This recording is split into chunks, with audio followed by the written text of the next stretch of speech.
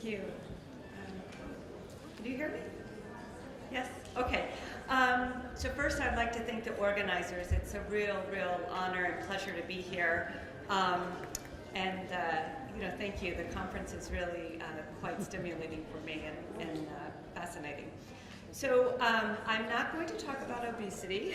I'm going to switch gears a bit and show you, talk a little bit about pediatric oncology and why obesity within the context of pediatric oncology has become a real research interest and clinical interest for me.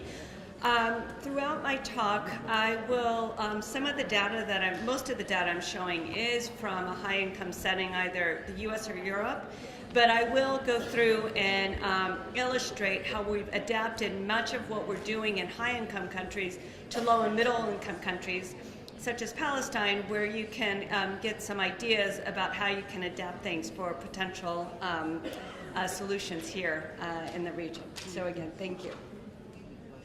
Okay, so just a bit of background on childhood cancer. It is the second leading cause of death from disease among children. And over the past 20 years, we're seeing a stark increase in childhood cancer. That's not only in the US and Europe, but really globally, we're seeing a very sharp rise. In part, it's due to increased use of registries, increased attention to documenting childhood cancer, but the underlying incidence is also thought to be on the rise. In terms of survival rate, what many people don't know is that childhood cancer is a curable, for the most part, disease. For instance, for acute lymphoblastic leukemia, which is the most common childhood cancer, over 90% of children are cured of their disease. However, in low and middle income countries, we really have a long way to go.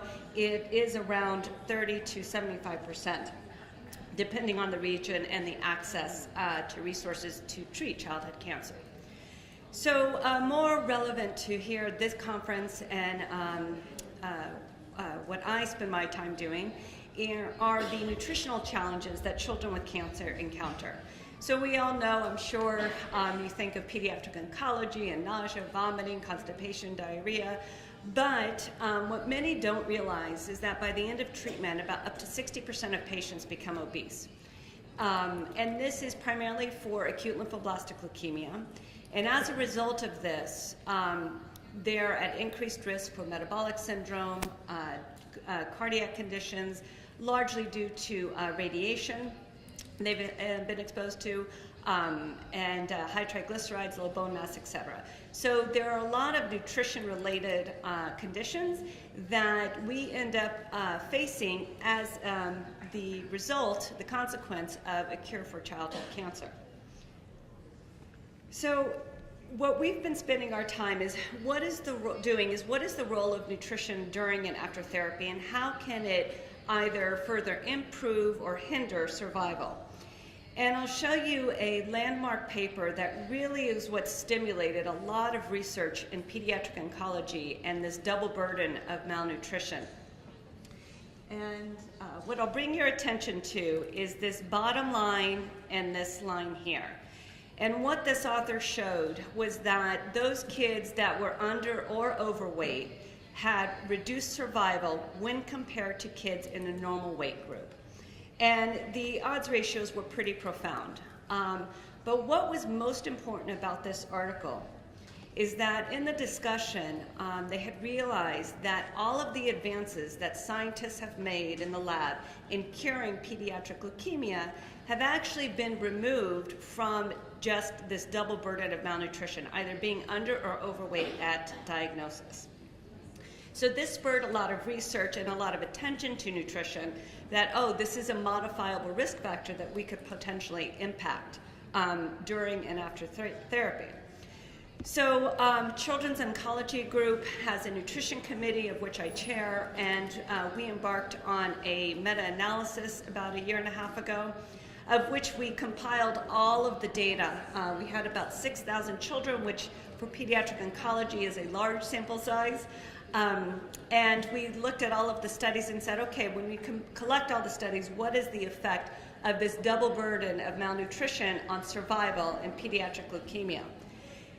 And what we found was that a 35% reduction of survival in patients that were overweight or obese at diagnosis. So I'm only talking about when they come into therapy, what their weight can predict their survival.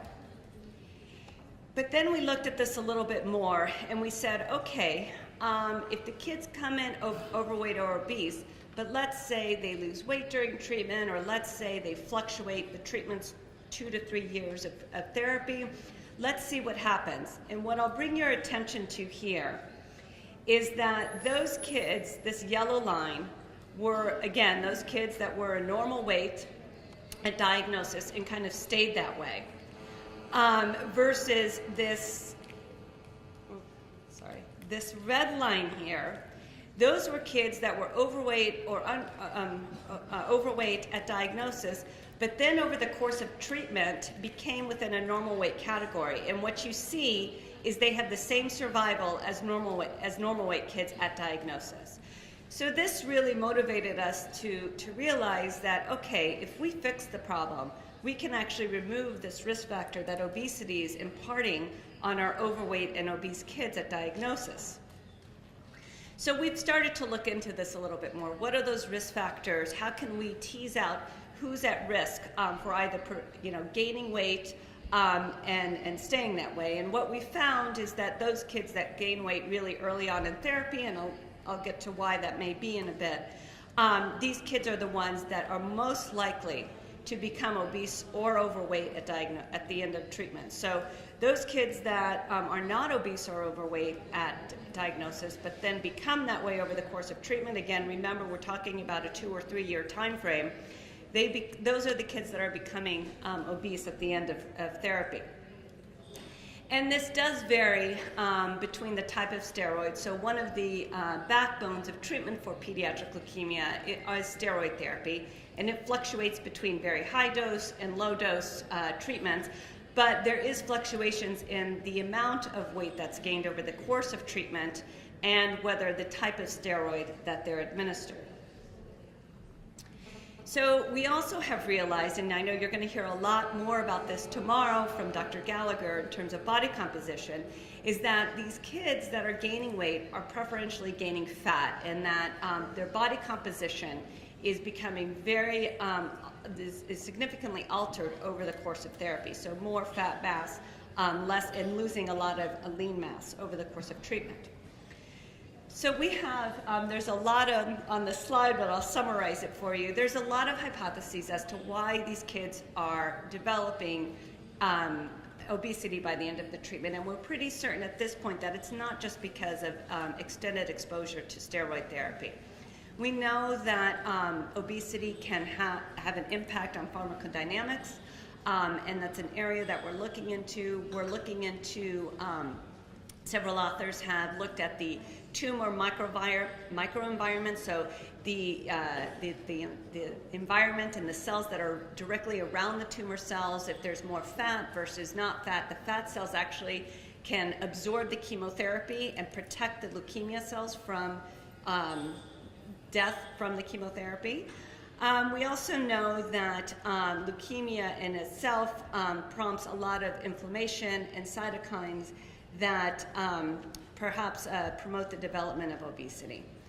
And then there's a whole host of other reasons that we're looking into, potentially genetic factors. We know that our kids have reduced physical activity during the course of treatment, excess diet, psychological, and then learned behaviors, really because of this prolonged exposure to treatment. So more recently, the World Cancer Research Fund, which is also the American Institute for Cancer Research, they published these consensus reports on what is the role of diet and physical activity in cancer. And they focus really on adults. That is their primary interest, very little on pediatrics, which we hope to change. But they're really underscoring the role of diet during childhood and physical activity during childhood being more important than actually what happens in adulthood in terms of risk of cancer. So when we look at the way kids in the United States are eating, and we look at okay, are they eating 5 fruits and vegetables a day? And we heard a little bit about what the kids here in Palestine are eating. Well, we're not far behind you. We know that most of the kids in the United States, do not meet fiber requirements. We know most of them are not meeting their fruit and vegetable consumption, and that most of them are below nutrient recommendations for vitamin D and calcium, and that's particularly alarming for us because of their increased risk of bone fractures and survivorship. So we've embarked on a study in the United States, and it was a consortium study that included 14 institutions in the United States, Canada, and Puerto Rico.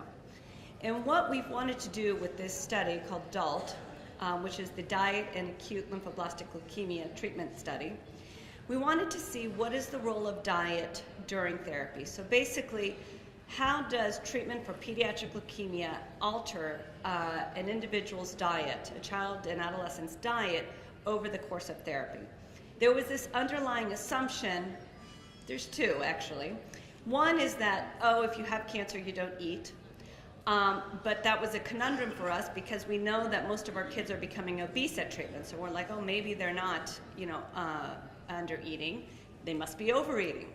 So we then looked, if they're overeating, how much are they overeating in terms of, in comparison to normative values as well as in comparison to recommendations. And we found a number of surprises actually in this study. So what we're finding here is that actually over the course of treatment for pediatric leukemia, that our kids are decreasing. So total caloric intake is decreasing. And I just want to show you this slide here on the right, that here's kind of starting BMI, and here's where our kids end up in BMI. And the different lines are just different stratums in a protocol. We don't need to pay attention as much. But kids are jumping about 20 BMI percentiles from the beginning of therapy to the end. And again, this slightly varies by treatment regimen, but we know that there's this very sharp rise over the course of treatment. We know that dietary intake is also impacting kids' risk of bacterial and fungal infections. And this is some work that a colleague of mine and I did looking at dietary intake of antioxidants during treatment and the incidence of bacterial and fungal infections. And what we're finding is that quality of diet is actually impacting treatment-related toxicities during treatment. So where do we go? We know that we're dealing with still limited data set. It's a fairly nascent field in terms of the role of diet and nutritional anthropometrics in pediatric oncology. Most of the data is in pediatric leukemia, and that's again by large part because it's the most common childhood cancer, and very little data, particularly on diet quality and meeting recommendations, is from low and middle income countries. Again, there are movements right now to help change that, but we have very little data to document, is what's happening in a high income setting the same in a low and middle income setting. So one of the first things that we've done in the pediatric oncology group is say, all right, let's create a framework for which we can at least address nutritional education, capacity, and treatment in pediatric cancer units in low and middle income settings. And this was a paper that we published last year that really outlines a framework for how you can assess the quality and extent and the need for nutritional treatments for kids with cancer. And again, this is adapted by the resources of the country. It goes from what we call a level 0, which is very, very, very limited medical infrastructure to deliver nutritional care, provide assessments, and to monitor kids over time, to a high-income setting where you have all of the resources at hand to actually deliver the full recommendations of nutrition therapy. The other thing aspect that we're looking at pretty aggressively is the microbiome and its role with obesity. So we have a number of studies right now, one in children undergoing stem cell transplant. We're looking at the role of actually intervening with probiotic therapy during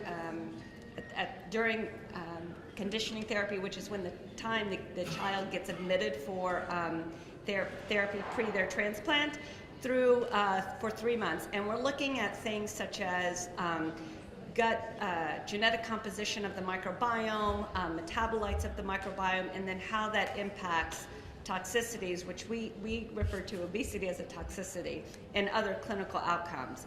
We're also looking at this in pediatric leukemia. And this is a study that is a global study with the US, India, and Brazil, in which we're looking at variations in exposures, diet, environmental, et cetera, along with therapy, and looking how the microbiome may actually modulate the development of obesity and other treatment-related factors. Another area that we're working on is looking at the glycemic index or load diet. We're looking at, one of the reasons we chose this diet is because it's very easily modified to different types of ethnic choices of foods. Columbia University is, deals with, provides care to a number of kids from different ethnicities. So we are looking at this diet to see if it can impact the incidence of obesity. You'll hear a lot about body composition tomorrow, but we're using CT scans to look at body composition in patients with solid tumors and seeing if we can, at first, at least describe the impact of therapy on body composition and then what that has with outcomes. And then finally, we're looking at obesity, genetic markers of obesity in healthy children, and does that increase the risk in our children with cancer on the development of obesity during and after therapy. So I think what's inspiring to me is that we all in this room know that nutrition is a modifiable risk factor. We've seen it in my population that you can mitigate the effect on survival if you can intervene during therapy. Dr. Irish showed it earlier today that kids who are obese, if they become a healthy weight, that they remove their risk of diabetes later on. So we know that if we come together and make efforts, that we can change the adverse effect of nutrition on outcomes.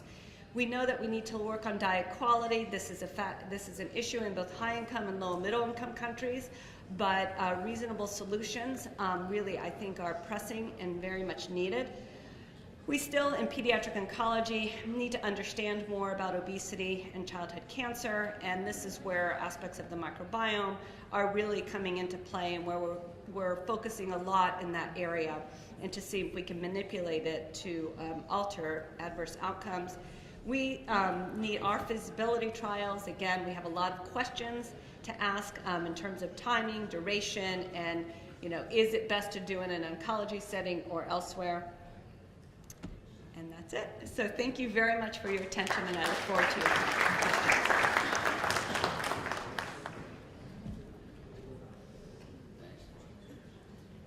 Thanks for sticking to the timing.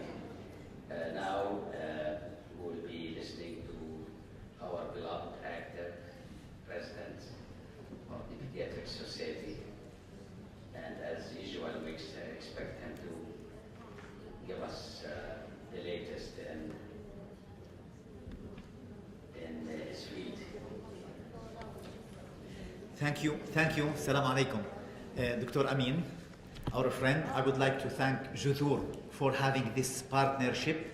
And I think the partnership has started from my neighbor, Dr. Umayya Khamash, just to know he's my neighbor. So the partnership will continue either through being a neighborhood, or I will block the road for you. So we'll have continued this way. So before you go to lunch, and I know that you are sleeping, I want to talk either as the president of the Pediatric Society, or as a pediatrician, or my field, pediatric endocrinology.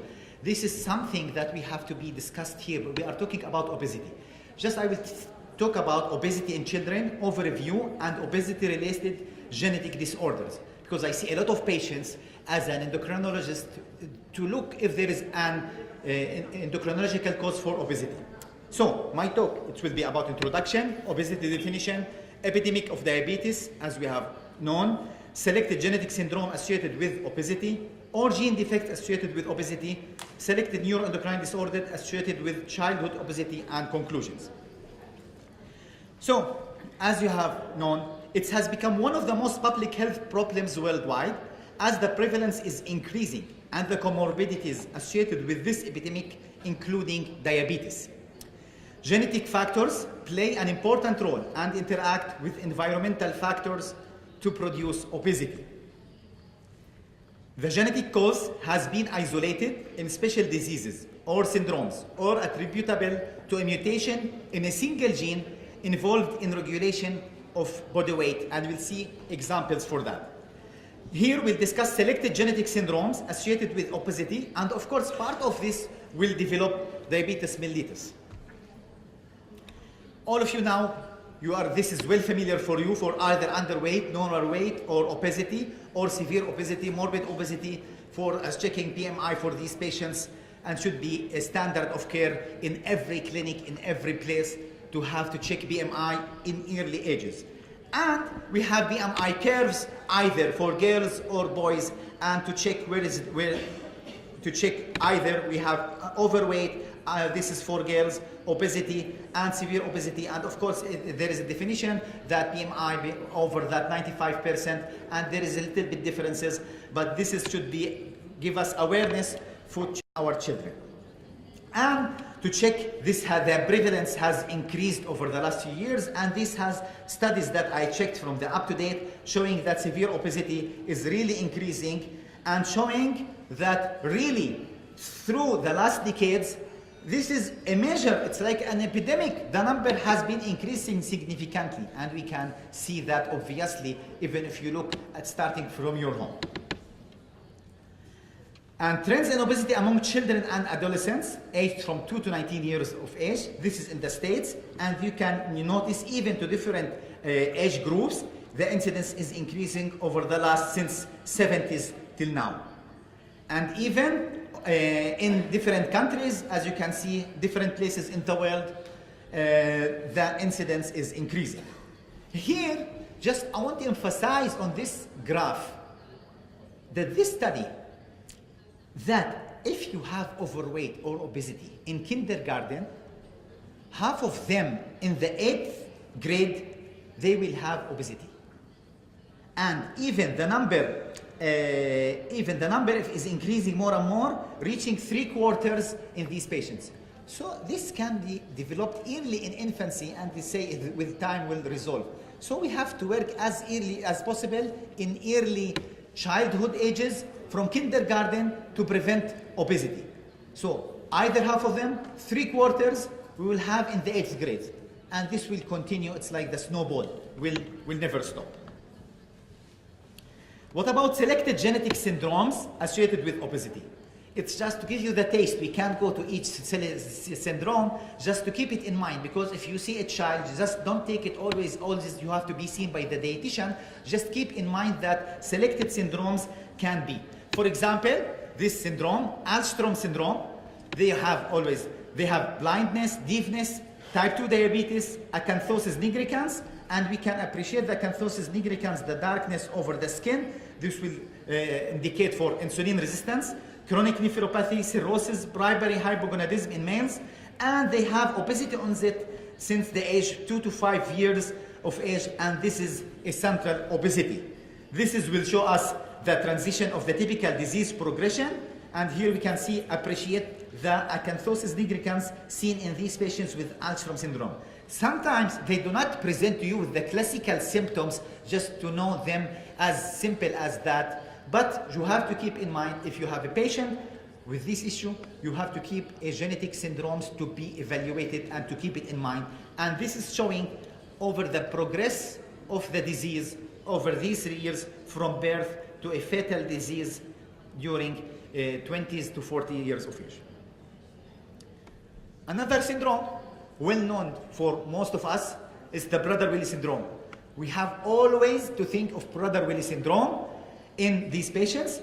Either they have microcephaly, they present with short stature, hypotonia, almond-shaped eyes, delayed puberty, early failure to thrive. When you take history, Usually they have hypotonia, the birth weight is not too much, and with time they increase till they develop obesity by 1 to 3 years of age with a generalized obesity. And it is the most common syndrome form of obesity. They had different clinical manifestations, but in 70% they have a paternal deletion, and we have a classification to have a major criteria and a minor criteria. This is a major criteria either below 3 years of age or after 3 years of age to have either a major or a minor criteria. And this is what I put here. You will face problems in these patients in Prader-Willi syndrome to prevent them from eating. Sometimes it's really you have to close your refrigerator with something. So just to keep it in mind, another syndrome is a Prader-Willi syndrome, one of the most common syndromes. Bardet-Biedl syndrome also should be kept in mind. You have always, when you have a polydactyly, to think of this syndrome. They have a mental retardation, so this is why a complete history should be taken. Hypotonia, retinitis pigmentosa, this is why an ophthalmic exam should be done. Polydactyly, always you have to ask, they could have been removed early in infancy. Hypogonadism, possible glucose intolerance, deafness, renal disease, and they have a central obesity starting at between 1 to 2 years of age. And this also for Bardet-Biedl syndrome, we have, it's an autosomal recessive inheritance, and they have a major and minor criteria, just to keep it in mind when you have an obese child. Either you can send to the geneticist, or to keep it in mind not to miss these diagnoses, because I have seen in the clinic that they were jumping between the clinics without a definitive diagnosis. Albright hereditary osteodystrophy, pseudo-hypoparathyroidism. They have a short stature, short metacarpals, metatarsals, round faces. They have a significant gestalt. They have a problem, could be in hypocalcemia or subcutaneous calcium or bone deposition, and they can develop with a precocious puberty and mild cognitive deficit. The obesity onset usually is early, and it is usually generalized, as you can appreciate in this picture. And here we can see also the description of these patients and about the dental and the facial expression in these patients. Cohen syndrome. This is also part you have to think when you have an obese child. They present with mental retardation, microcephaly, small hands and feet, cryptorchidism, hypotonia, and failure to thrive in infancy. Prominent central incisors, usually you have to look for it in these patients. Long, thin fingers and toes, and the obesity onset usually in mid-childhood with a central description of obesity. Carpenter syndrome, they have more dysmorphic features with a mental retardation, short stature, brachycephaly, polydactyly, syndactyly of feet, cryptorchidism, umbilical hernia, high arch palate, and hypogonadism in males only, and usually they have central obesity. These are part of the syndromes that usually will present with obesity that should be kept in mind. What about genes, defects associated with obesity? I will just mention a few 5 single genes when talking disorders resulting in early onset obesity that has been characterized. Think of leptin mutations or its receptors, proconvertase 1 mutations, POMC, and MC4 mutations. These are rare, but also could be part and the diagnosis. Leptin, it is severe early onset obesity, hypometabolic rate, and they have hyperphagia with impaired glucose tolerance, and leptin levels are very low or undetectable. And this depends on the place. If you can do leptin in the place where do you work, and this will diagnose it, and they will respond with replacement with exogenous recombinant leptin.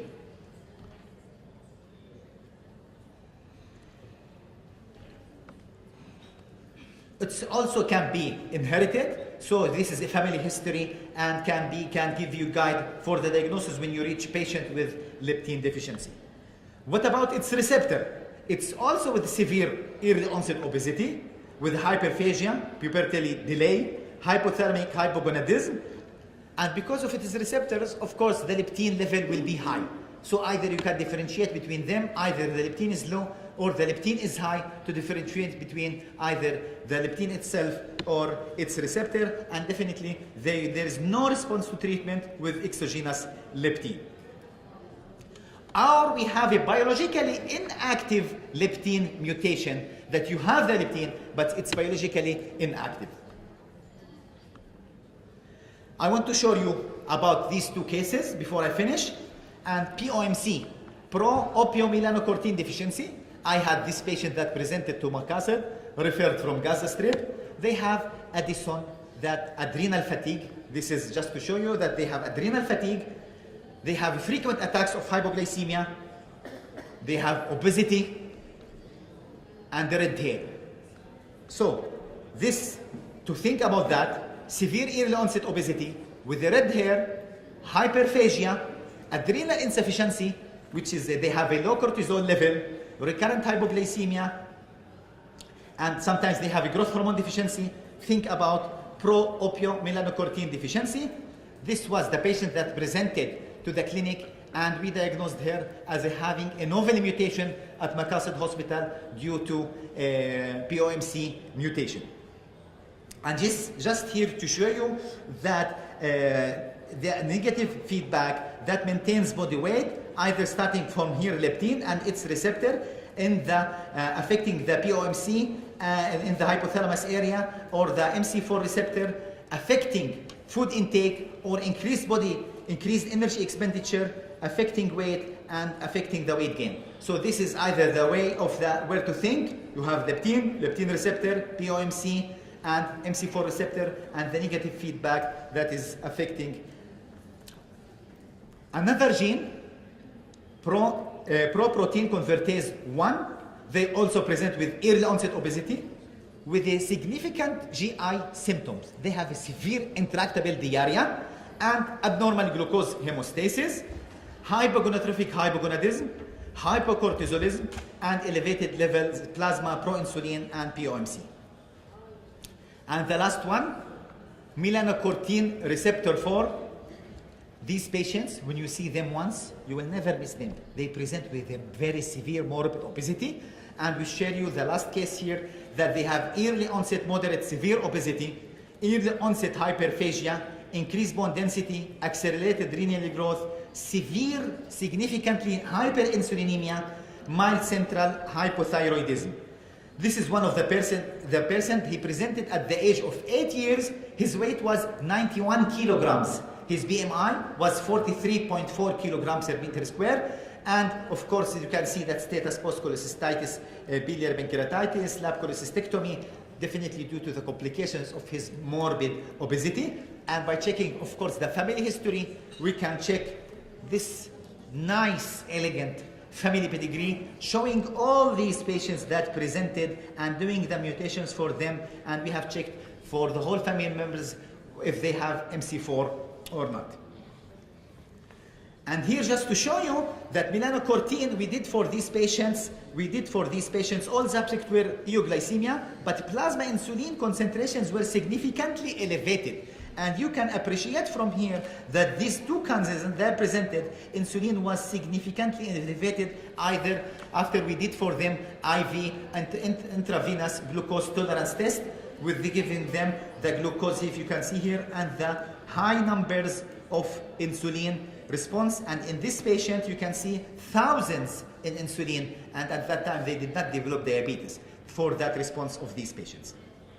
So severe hyperinsulinemia, which appears before the onset of hyperphagia or obesity in MC4 knockout mice, can be blocked by the administration of alpha-adrenergic blocker, suggesting a role for central melanocortin pathways in activating sympathetic drive to the pancreas. This is also showing the insulin in the whole family that we did, because this was a real family that we did, and we published this as an article.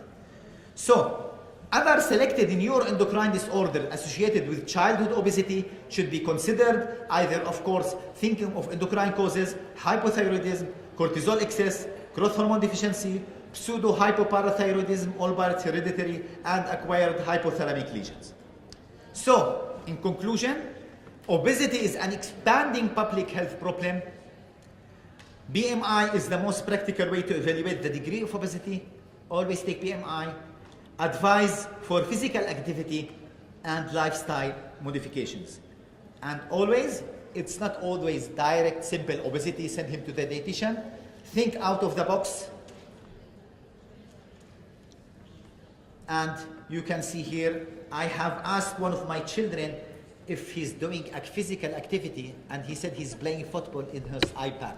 So this is the physical activity that has changed for the last decades. Thank you for your attention. Thanks, Dr. Thank you for simplifying the condition. We appreciate it. Now we will have 15 minutes discussion.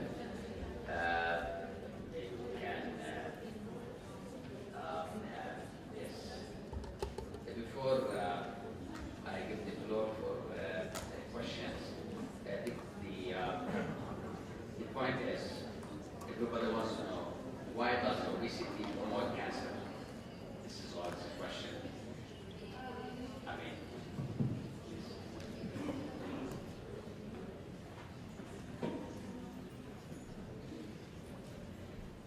so I think the mechanism is different depending on the cancer.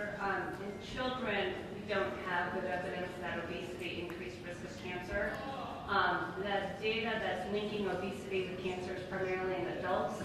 In women with breast cancer, it's thought because estrogen is stored in fat cells, but there's a link there between the two. In colon cancer, there's been a link between obesity and I think pancreatic, but again, I think the mechanism varies depending on the adult malignancy.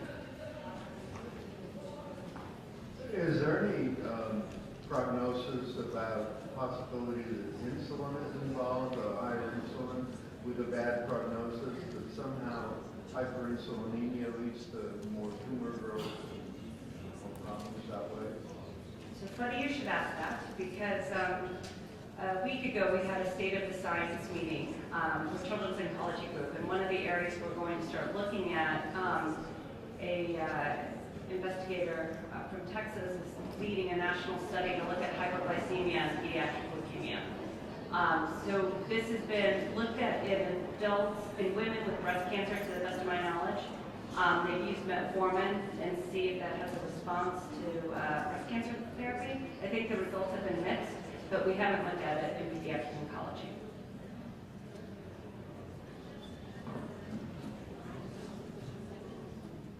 Well, thanks for very interesting talks. So both speakers, I'll ask this. So when you have a child that's about to start with chemotherapy, it may be normal weight or overweight, and when you have children here in Palestine that are obese, does everyone get screened for liver function tests, hemoglobin A1C, lipid disorders? Because certainly in New York, we've found that the children with obesity have very, very high prevalence of different kinds of risk factors. So is routine screening in Palestine, is routine screening with kids with cancer before they go into chemotherapy, is that part of the comorbidity net that you look for these children both in terms of cancer, both in terms of Palestine? Okay. So in Colombia, if a child comes in obese and there's they have no other diagnosis, we typically, outside of LFTs, that's part of a panel, but we won't screen for anything over and above that. That being said, usually those kids develop some nutrition-related morbidity that we then have to intervene, but we don't have a strict screening policy up front. Just I want to add something other than chemotherapy. That the issue of type 2 diabetes in children, this issue has been raised for the last few years, and it has been increasing significantly. And we were looking for these patients with anti-GAD negative patients, and we were looking back and checking. So we do screening for obese children now, and we do for each one having either liver function test and not usually hemoglobin A1c, and we do just glucose screening and give them instructions. And we are raising the issue about type 2 diabetes in children. When you look for lipoprotein lipid profiles in blood. Usually it's like we have it in panel. We do a lipid profile, and you suspect something. We do cortisol function test, and we do glucose and the liver function test. This is usually the panel we do it for each child patient with obesity.